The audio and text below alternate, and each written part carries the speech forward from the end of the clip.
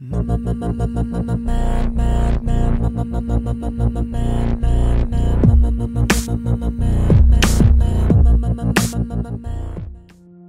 the last 3 years, we've been analyzing hands played by some of the best through the lens of the solver. In most situations, their strategies were either consistent with or very close to GTO. And even when that wasn't the case, we could usually come up with a rational, exploitative explanation for their lines. However, there's been one player that has eluded the comprehension of both the solver and myself all this time. His name is Stefan Burakov. Not much is known about this mythical Russian bear, except that when it comes to poker, he's extremely aggressive and unorthodox. In fact, if you anonymously showed some of his hand histories to other professional players, many would likely assume he's just an aggro spaz that's clicking buttons. But he's been crushing the game consistently for many years, and he's widely regarded by many as a certified poker genius. So in this video, we're going to do a deep dive into some of the more unconventional hands he recently played against another poker savant, Linus the Silk Shirt Lulliger, to try to formulate a theory of Stefan. That is, we'll attempt to uncover the underlying fundamental process or concept that is driving his strategies,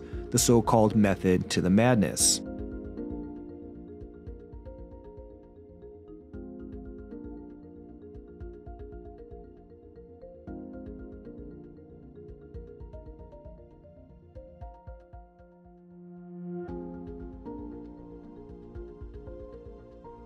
So in the first hand, Linus raises the button with ace-king off, and Stefan defends with jack-4 suited. The flop comes 4-7 king, and Linus c-bets small, and Stefan raises with his bottom pair plus flush draw. The solver doesn't do this with high frequency with this enormous sizing, but the play seems generally reasonable from a game theory perspective. Linus then calls, the turn is the 5 of clubs, and Stefan checks. Again, the solver prefers a different action here to continue betting, but the EV difference between the two plays are close, so nothing too controversial so far. Linus checks back, and then the river is the 3 of hearts. Stefan fires a 75% pot bet, but here the solver checks pure, and this move instinctively feels different compared to his actions on the turn and flop. Although his hand doesn't have a ton of equity given the check raise on the flop and the check back on the turn, it's conceivable that some worse hands will check back in Linus's shoes, like perhaps some stronger Broadway combos. Additionally, holding diamonds is not ideal for a bluff because they should be blocking a good chunk of Linus's folds. So why did Stefan make this play? Well, we can't say for sure, but having thoroughly analyzed a number of Stefan's hands now, we've come up with a hypothesis. Our belief is that Stefan devises strategies by zeroing in on what he thinks is the most prominent class of hands in villain's range, and then he fully commits himself to taking the action that he believes will maximize the EV of his specific hand against that specific class. This is in contrast to the process of a typical GTO-style player who will consider not just one class, but multiple classes of hands in villain's range, and will also take into account the incentives of hero's own entire range, not just his specific hand. At first blush, the theory of Stefan may seem very similar to the old-school methodology of putting the opponent on a specific hand, but we believe Stefan's process differs in a number of ways. First, it doesn't appear that he's focusing on one specific hand, but rather on a class of several different hands with similar strength, which have a high probability of being in villain's range based on prior actions. And more importantly, he seems to understand that his assumption about villain's hand class may be wrong, that villain's range actually consists of other classes, and therefore he affords himself the latitude to update the class he hones in on based on villain's subsequent actions.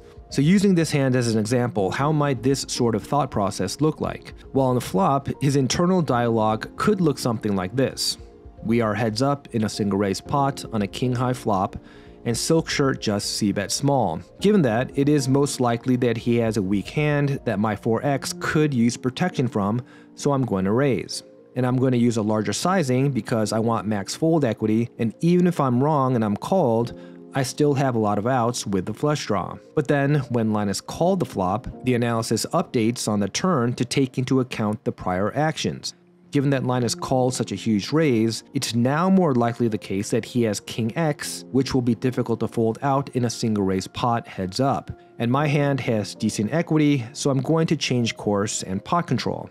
But when Linus checked back and the river brought in a one-liner to the straight, it may have triggered another shift in his strategy, something like the following. Since Linus didn't bet in position on the turn with an almost 4-to-1 SPR, it is less likely he's holding something very nutted like a straight or a set, and more likely he has something like a weak king, an underpair, or a 7 or a 4 with a better kicker, which I'm losing to, so I'm going to try to represent a 6. In essence, this process is a very focused version of the targeting technique we outlined in a prior video. Since it's impossible to consider all of the likely combos in villain's range, targeting allows you to simplify the game while still capturing significant EV, as long as you're able to hone in on the most prominent regions. In other words, Stefan's singular focus when formulating his strategy may be to simply put max pressure on the specific targeted class he thinks is most prominent, and he may be less concerned about finding the best combos from his range to fire with. Keep in mind that devising strategies in the context of your entire range, instead of based on your specific hand, is really only necessary for purposes of balance. But as we've said before, the level of balance that we need to achieve in order to disguise our strategies against other human opponents isn't remotely close to the level of balance a solver needs to achieve in order to disguise its strategies against itself. So as long as Stefan does a reasonable job of playing hands of different strength the same way, that's really all you need to do against most opponents as a practical matter. Now let's test this hypothesis by analyzing another hand.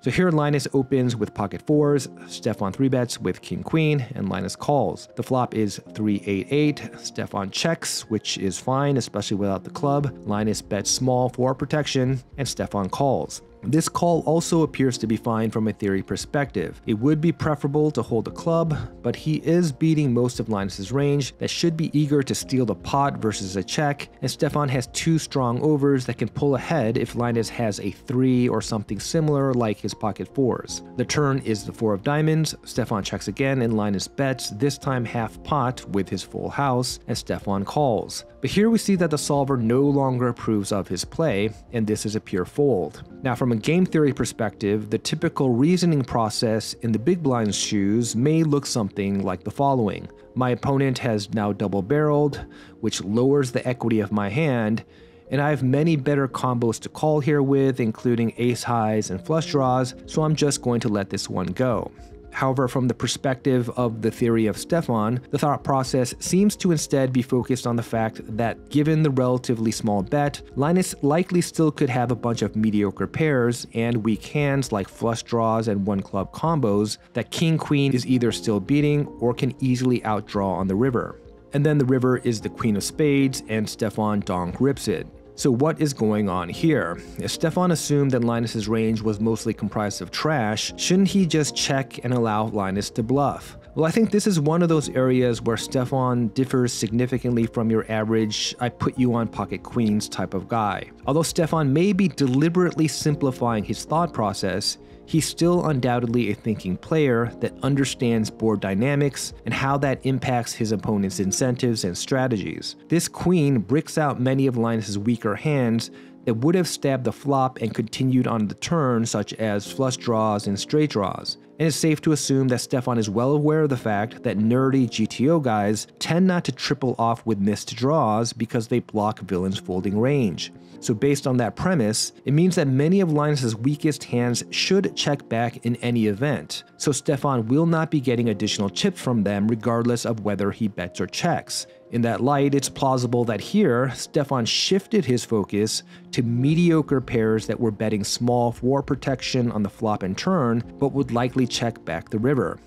and he wants to put max pressure on this particular class instead of allowing these hands to just realize without another bet going into the pot. Perhaps Stefan simply does not concern himself with the finer details like whether he has nut advantage, or if he has sufficient bluffs to cover his value, or if villain might be slow playing. And instead, it seems that he has a laser-like focus on the single and solitary goal of maximizing his chips against what he believes is the most probable class in the opponent's range.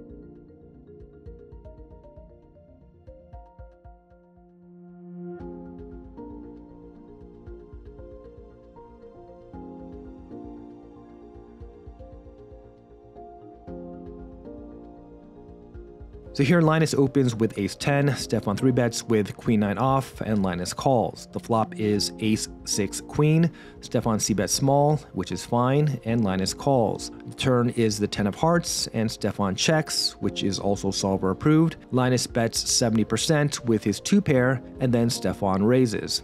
In contrast, the solver only calls with Stefan's specific combo. So what's going on here? Well, if we had to guess, Stefan's primary goal here is protection, specifically against hands like King X, Jack X, and suited connectors with the flush draw. Given the likely composition of Linus's range, this incentive is definitely a legitimate one, and from a game theory perspective, we do see similar hands like Queen-9 with a diamond, Kings, Jacks, King-Queen, Queen-Jack, and King-10 pull off this move. These hands are so-called better raising candidates because of their incremental equity, but again, under the theory of Stefan, what ultimately drives Hero's actions is where Hero's specific hand sits relative to the prominent regions of Villain's range, but awareness of where Hero's hand ranks amongst his own range is less important. Linus calls the raise, the river is a brick, Stefan checks, Linus shoves, and Stefan calls. According to the solver, Queen-9 is a pure fold, and calling loses significant EV as it is blocking a good number of Linus's bluffs. Queen-9 will likely be beating most or all of Linus's bluffs given the polarized line, but from a GTO perspective, there are some better calling candidates in range, such as King-Queen and King-10, that block a greater proportion of Villain's value betting range.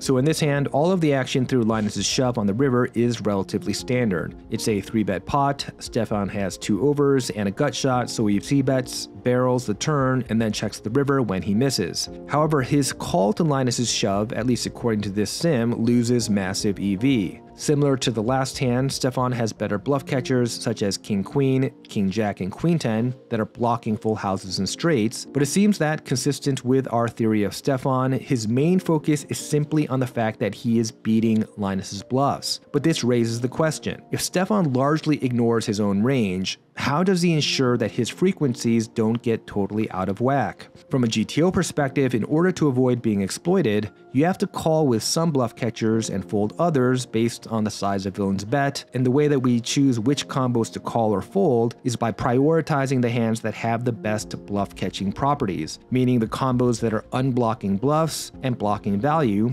because this increases the chances that we are making the right move. Granted, card removal tends to only change probability slightly and relies on a precise understanding of Villain's range, which is hard to know, but it would be interesting to find out what methods, if any, Stefan uses to avoid overcalling in a spot like this. Perhaps he uses a randomizer, or it's just circumstantial, and he simply calls when he thinks his opponent has many bluffs, such as is the case here, and folds when he thinks his opponent has limited bluffs.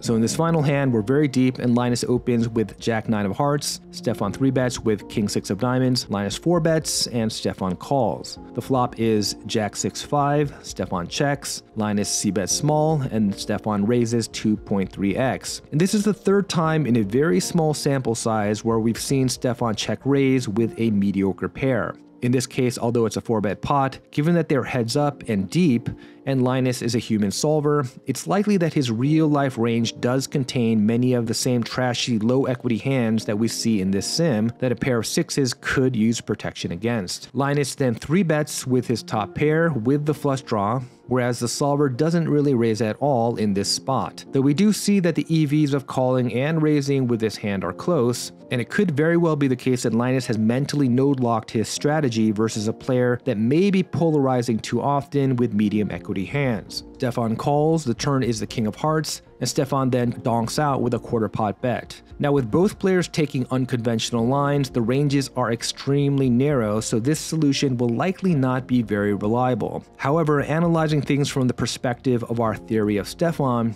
it would seem reasonable to guess that his primary targets with this bet are hands like Queens, Jack X, and perhaps 6-5. Linus simply calls in position with less than a pot-sized bet left, and the river is the 7 of clubs. Stefan checks, Linus shoves, and Stefan calls. So at this point, this sim basically has 0 combos left given the actions of the players, and it's impossible to know what their actual ranges look like with any sort of precision at this point. But given that they started out very deep, there was a 4-bet pre-flop, a 3-bet on the flop, the flush came in on the turn, and then there was an additional bet and call, it's probably safe to assume that Linus's shoving range should be primarily comprised of flushes, making Stefan's 2 pair a mere bluff catcher, which potentially is a calling candidate that is beating Linus's bluffs. But unfortunately for him, Linus was not in fact bluffing. And this seemed to be a common scenario in this series, with Linus dragging Stefan in most of these hands. Is this proof positive that the theory of Stefan is not profitable? Well, given Stefan's historical results overall, whatever he's doing is working. So the next question is, if our hypothesis is correct, that Stefan doesn't place much importance on many of the factors that we blab on about in these videos, what makes him so strong? Well, the truth is, although all of these factors do impact optimal strategies, there's a hierarchy of importance when it comes to the ones that drive EV the most. And for ordinary humans, trying to consider all of these details mid-game is simply impossible. So the key for each person is to only consider the most important factors that he can actually process in real time. It would be counterproductive to know all of the drivers of GTO if they just end up causing paralysis by analysis. Simplifying your thought process can help you act with decisiveness and confidence. And as I've stated many times, the single most important skill in poker is range analysis. So even if Stefan doesn't focus on his own range, or choosing the ideal combos, or perfect balance, if he's extremely adept at the singular task of identifying his opponent's most likely combos from street to street based on prior actions, then his success shouldn't be too surprising. And in most of the scenarios we analyzed, it did appear that Stefan was accurately targeting the most prominent regions of Linus's range. It just so happened to be the case that in this particular session, Linus seemed to always have it. So that is a video for today. Thanks for watching, and until next time, stay balanced.